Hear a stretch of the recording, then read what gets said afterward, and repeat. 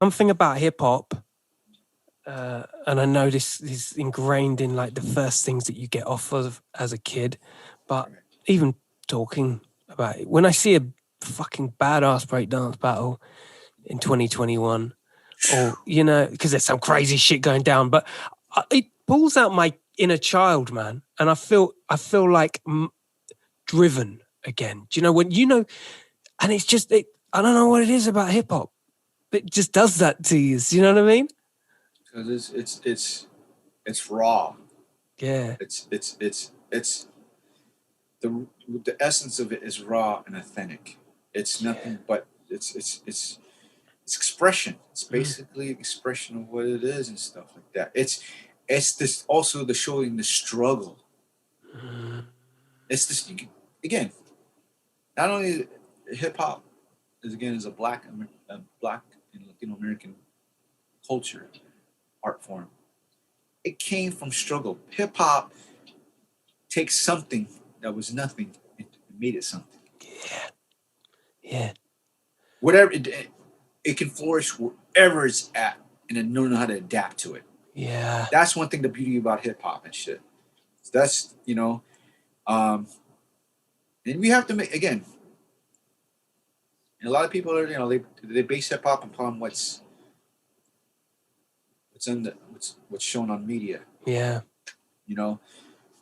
And we have to I always try to separate that shit. Like again, if you're in the music business, you should know about that shit. Like if you want to be a superstar, hey, be a superstar. Yeah. Shit like that. Go ahead. But like if you're gonna be participating, well, there's rap and there's hip hop.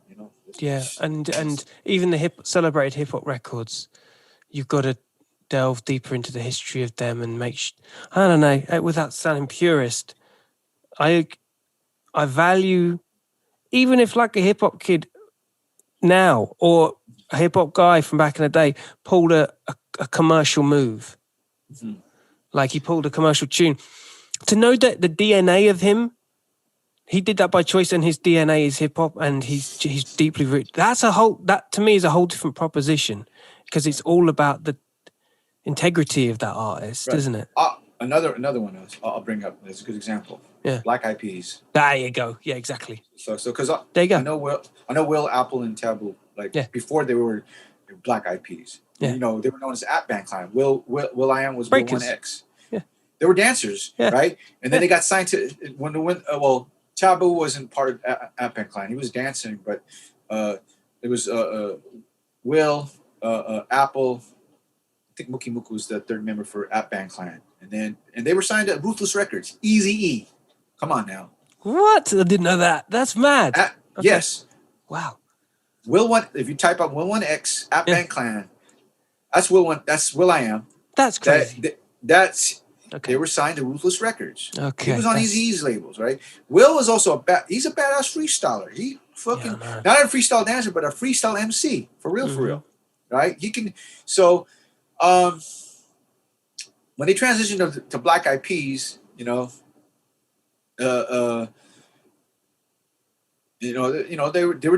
still doing like that, and then eventually, of course, when they became more Black Eyed Peas and global, shit, yeah. I'm not. I'll say this: I'm not really a fan of some of their work, but I know their DNA. Exactly. Even when there was when the B-Boy Summits was going down, Will would come down to go check it out. I remember one time, Will killed it on some. Supernat had an album release party in LA, right? Okay. Yeah.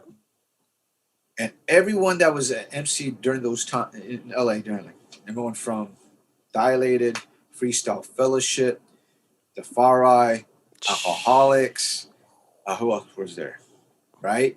And I remember I was DJing because that doesn't sound like a basic night by any stretch. Dude, let me tell you this, dude. Will came up there and stuff like that. I was after Supernat performed, he started a freestyle cipher on stage. Damn, okay. Will came out there and I was DJing. I remember this shit too. everybody was like, didn't want to give the mic to Will. They didn't want to give the mic to Will. Will come in there, and he fucking went off, like really, like made everybody like, oh shit, like he's like, you know, even though he had the Black Eyed Peas money, fucking Where's the Love money and all that shit, like he had all that shit, but he get there and fucked it up and shit, and made everybody like, okay, good for him. Yeah, and Fuck you know, yeah. And then you know the thing is that he made that respect. I mean, like, and then the last time, and then the next time I seen him, Apple had a song on his on one of the albums called Bebot. Bebot means in Tagalog, fine girls, Gotcha. ladies, and stuff like that. And he's rapping in Tagalog, which is a dialect, the main dialect for Filipinos, right, in the Philippines and stuff. So right, he got, he asked, Filipino, like, yo, Rhett, do a cameo in there. I'm, there like that. So I remember when I saw Will, I was like, hey man, congratulations, dude. I'm happy for you, dude. And I remember saying this to him, like, hey, dude, get your money, dude. And I like that, but dude, you need to go back to your roots and shit. Don't forget your roots, dude. And I remember telling this dude, I got some shit, dude. I'm doing some shit with Nas, and I'm doing some shit with the game. Oh, that's yeah, and of course. This is before, and then eventually, he did the hip hop is dead, and then whatever production he did for the game, and the Buster too. He did that tune. Yeah. So that was dope. So and then the next time I seen him, I said, "That's what I'm talking about." Yeah, wicked. Don't forget your roots. Don't forget your roots. Just go get your money. Fucking do all the crazy songs. I'm not. Yeah. I'm not a big fan of, but at least I know where your head's at. Your DNA, where the DNA is, isn't it? And the thing is, Will, a lot of people don't know. Will came from the hood. He grew up in East LA. East LA's were predominantly Mexicans. Only black kid. They used to call him Little Willie from like, yo, came from the hood and shit like that. So I mean, yeah, man. So there's a struggle. So when I see friends that came up with making their moves, like when we were young, of course, again. Yeah. B-boy shit like that. Now it's like we're older. Yeah. Now it's like, yo, man, keep your DNA, but exactly.